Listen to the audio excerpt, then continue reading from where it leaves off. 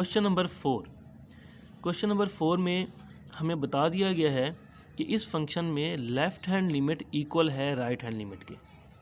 कैसे हमें पता चला कि उन्होंने हमें ये बताया है, उन्होंने कहा limit x approaches to -1 f of x exist. इस बात का मतलब होता है कि लेफ़्ट हैंड लिमिट इक्वल है राइट हैंड लिमिट के। ठीक है, तो हमने फाइंड फिर क्या करना है, हमने फाइंड करना है c की वैल्यू।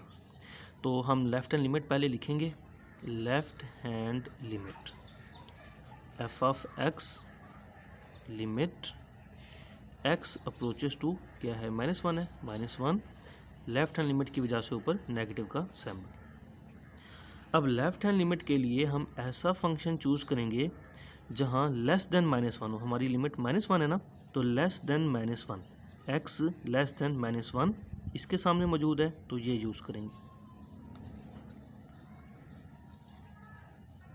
तो ये वैल्यू है x + 2। x में ये -1 पुट करें अगर हम, आंसर आ जाएगा 1। अब हम फाइंड करेंगे right hand limit, limit x approaches to -1। Right hand limit के लिए इधर प्लस लिखा जाता है। राइट हैंड लिमिट में इन दोनों वैल्यूज़ में वो वैल्यू यूज़ करेंगे जिसकी कंडीशन में ग्रेटर देन -1 होगा।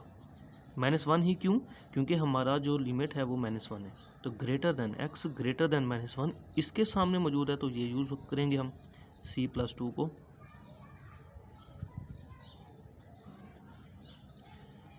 अब c कोई x तो नहीं है कि इसकी जगह हम -1 पुट कर दें, इसलिए इसको हम एज इट इज़ लिख देंगे। ये है हमारी right hand limit.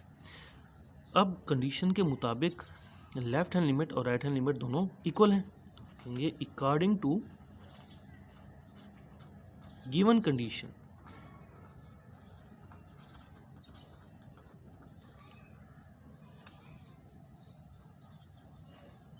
Left hand limit equal है राइट हैंड लिमिट के। तो लेफ़्ट हैंड लिमिट है 1, राइट हैंड लिमिट है c + 2। तो c फाइंड करना है, 2 इस साइड पे आके माइनस का हो जाएगा, 1 - 2 = c, 1 - 2 -1। तो ये हमारे पास c की वैल्यू आ गई। क्वेश्चन नंबर 5 है अब हमारे पास। तो इसमें हमने m और n की वैल्यू फाइंड करनी है। ठीक है, और 5 में भी हमें बता दिया गया है क्वेश्चन के अंदर कि ये फंक्शन कॉन्टीन्यूअस है, यानी कि इसकी भी लेफ़्ट हैंड लिमिट और राइट हैंड लिमिट इक्वल है। तो पहले लेफ़्ट हैंड लिमिट फाइंड करते हैं।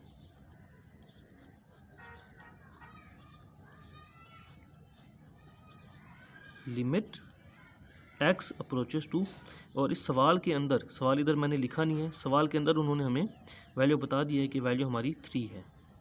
लेफ़्ट हैंड लिमिट फाइंड कर रहे हैं तो वैल्यू के ऊपर नेगेटिव सिंबल बना देंगे।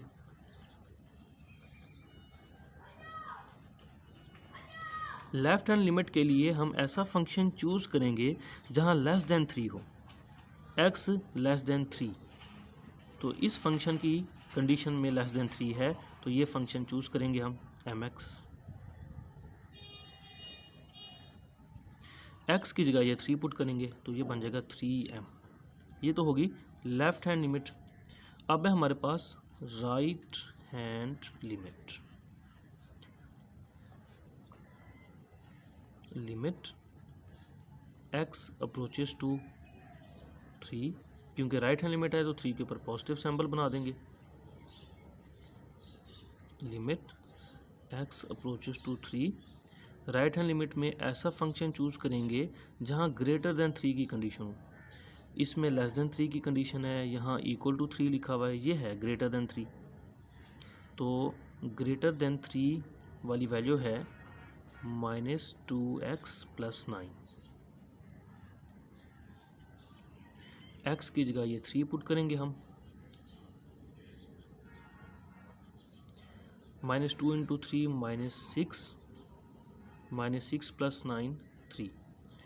Given condition, according to given condition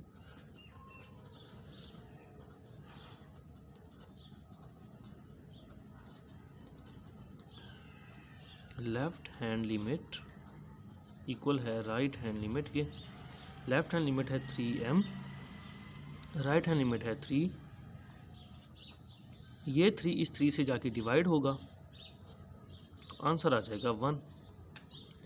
m की वैल्यू तो हमने फाइंड कर ली, वो आ गया 1। अब हमने इस n की वैल्यू भी फाइंड करनी है, ठीक है। तो क्वेश्चन में उन्होंने बता दिया कि ये फंक्शन कॉन्टीन्यूअस है। तो कॉन्टीन्यूअस फंक्शन में हमें पता है, ये हम लिख सकते हैं, फॉर कंटिन्यूअस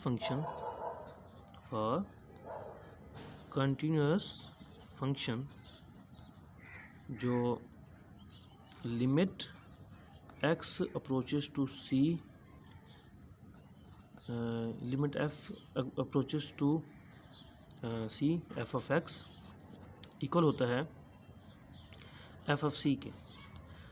इधर हमारा c जो है वो क्या थी, 3 थी, तो limit x approaches to 3 f of x को इक्वल होना चाहिए f ऑफ c के, ठीक है।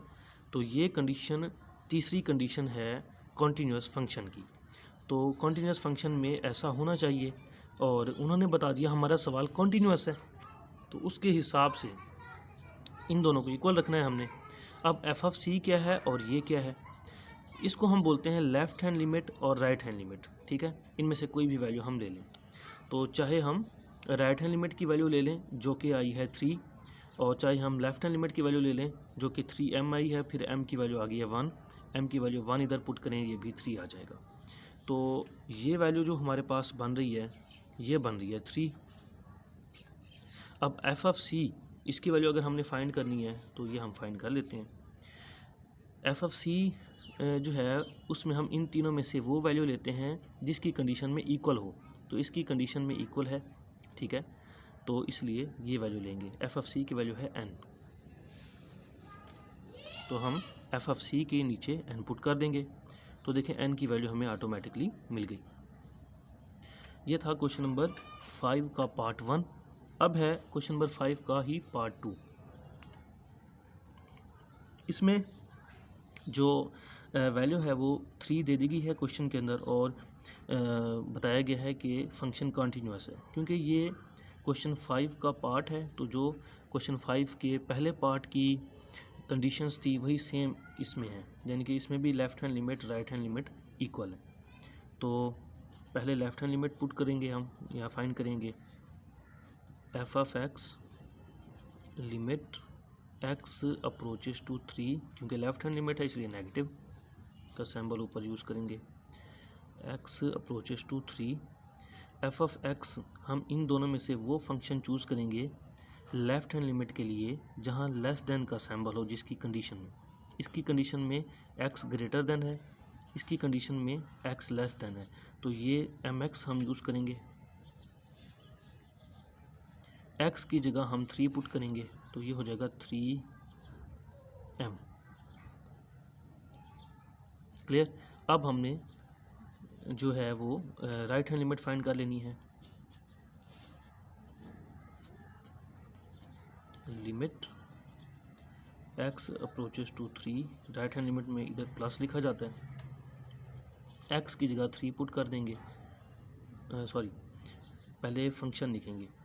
राइट हैंड लिमिट के लिए इनमें से वो फंक्शन देंगे जिसके आगे ग्रेटर देन 3 हो, तो इसके आगे ग्रेटर देन 3 मौजूद है, तो x स्क्वायर को लेना पड़ेगा हमें। लिमिट x अप्रोचेस टू 3, और ये है हमारे पास x स्क्वायर। x की वैल्यू 3 इसमें अगर मैं पुट कर दूं तो 3 का स्क्वायर बनेगा 9। कंडीशन में जैसे कि हमें बता दिया गया है कि ये दोनों फंक्शन कॉन्टीन्यूअस है, तो हम कॉन्टीन्यूअस फंक्शन में लिखते हैं left hand limit equal right hand limit. Left hand limit जो है वो 3m है,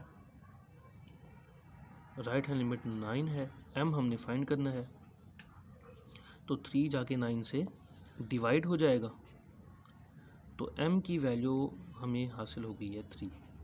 ये हमने फाइंड आउट करना था।